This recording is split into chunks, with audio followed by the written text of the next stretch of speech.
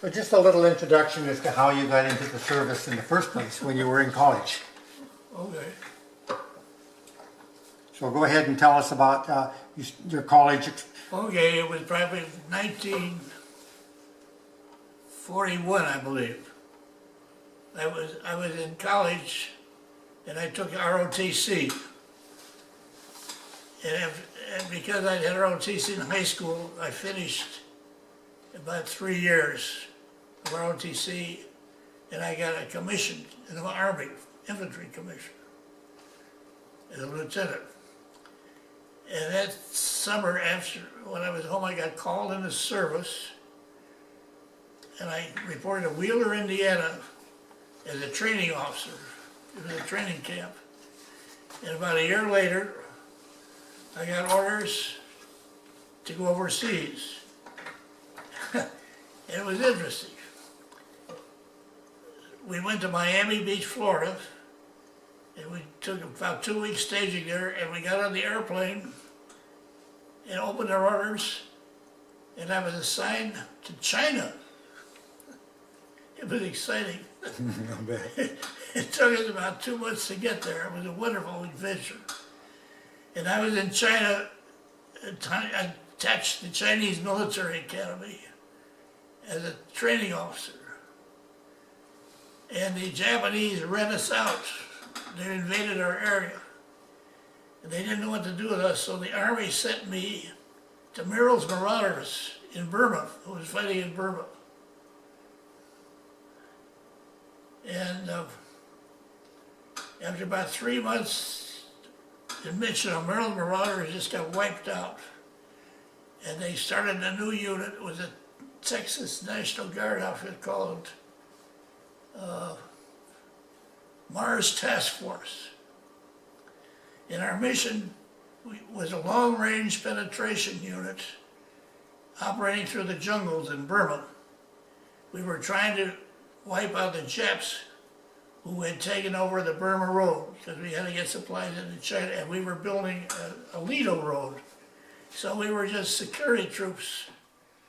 And it's not conventional battle, it's almost like Indian wars. We just walked through the jungles every day, single file. We had mules that carried our 3-day supply that we got from airlift. And we had one piece of artillery. It was a 37 millimeter little gun. And one of the mules carried that. So it was very primitive. And it was really a brigade. And every night we would form a perimeter. A perimeter was just sort of a circle of foxholes by companies. And after dark, nobody moved. You were just stuck there. Because the Japanese, every night the Japanese, if there were any in the area, they would try to infiltrate and find our foxholes and drop hand grenades in them. So this one night before we got in our foxholes, I met a kid, I'd never met him before. I think his name was McDowell, Rod McDowell, nice kid. And we holed up. There were 2 guys, 2 men in every foxhole. And after it got dark, you stayed in that foxhole. You didn't get out no matter what happened, because these Japanese were climbing around on the ground, trying to find these foxholes so they could jump grenades into them. So then I sure as hell, somebody dropped a grenade in McDowell's foxhole, and he was badly wounded. And he climbed out of the foxhole, and he had remembered meeting me before it got dark, and he knew where my hole is, and he climbed in my hole, and he was in pain. He was breathing through his chest and screaming, and he was horribly. There was nobody, at night you couldn't get any medical attention for anybody, you just stayed in your hole. And all this screaming, I knew that it was going to attract the Japanese to my foxhole, and I had a partner in there. So I was responsible for my life and this other soldier's life, plus McDowell's. And I was going to have to kill him myself. And I just remember praying to the Lord to take him. when you pray for somebody that died, it's just unusual, it's just unbelievable.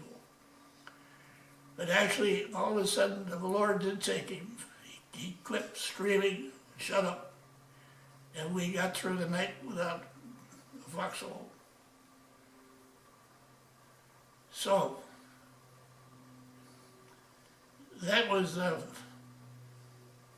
original unit was Myrtles and Rotters, and it was a Mars Task Force. And it was just jungle warfare. There were hills and jungles. We had to cut our way through with machetes some places.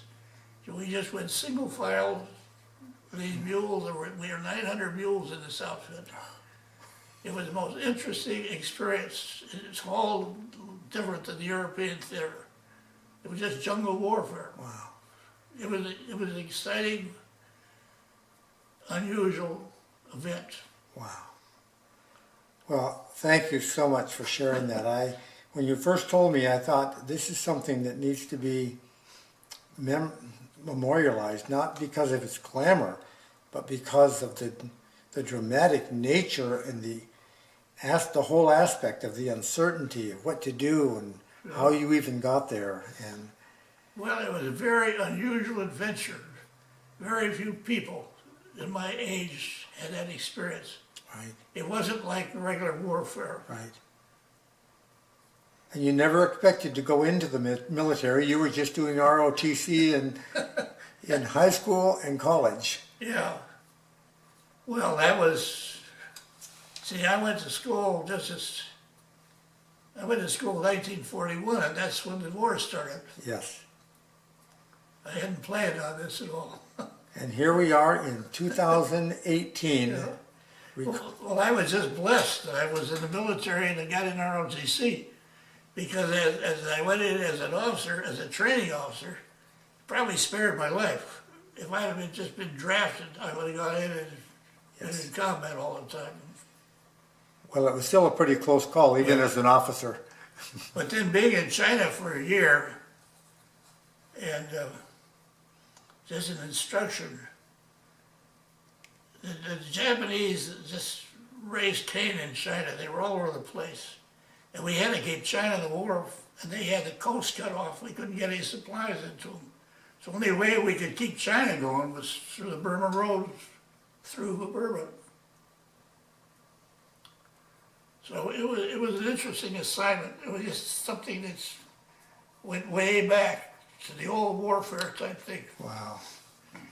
Almost like yesterday, though, in some ways, isn't it? Yeah, it was. Wow. And I think we walked around 475 miles that 6 months I was in Burma. It was 6 months. We just operated behind the lines. Sometimes we weren't near any Japanese troops.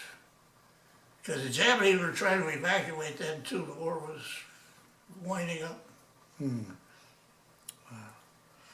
So that was how many years ago? This is 2018, so you're 90. You're 98. So actually, that was, I think it was 1944. When that occurred. Yeah.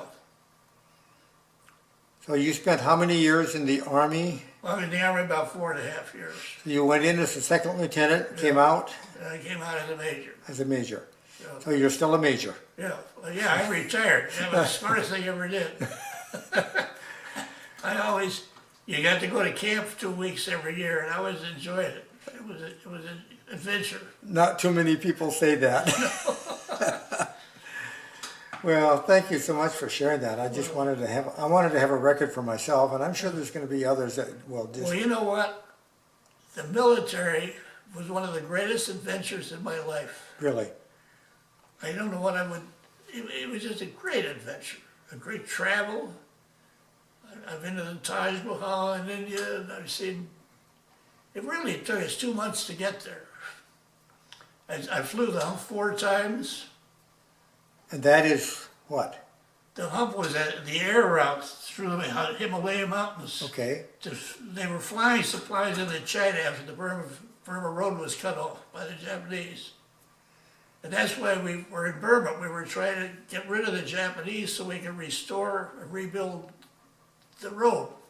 Okay.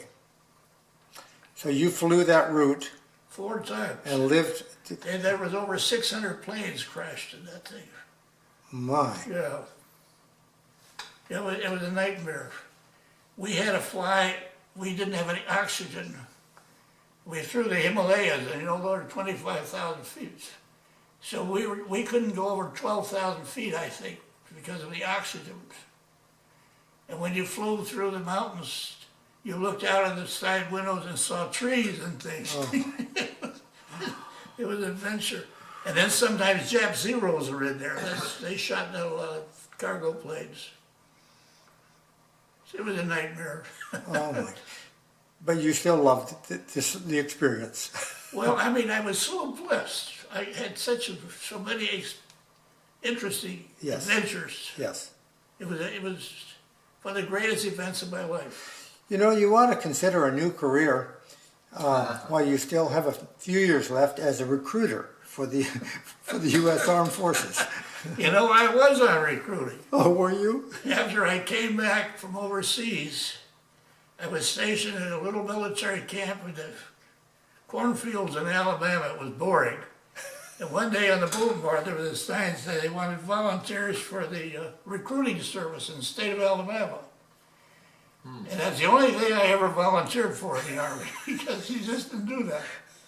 And I got the job, and it was a year's adventure. We lived in a hotel in Birmingham, Alabama. We worked in an office building. We ate lunch in restaurants. And I met my first wife there. And so it was really an adventure, a turning point in my life. Oh, my goodness. So you never know when you volunteer for something what's going to happen. Yeah. Well, just for the record, I want to have my picture in here too with Dan, just so you know that there's 2 old men that know how to get along with each other, and I don't know what I'd do without David. we're really good friends. And Yeah. are we both showing in the picture there, John? Yep. Okay. Yep. All right. Well, listen, it's been a pleasure knowing both of you guys. Thank you, Dan, and thank you for sharing your story with us. Oh, I've had such a wonderful life. I really have.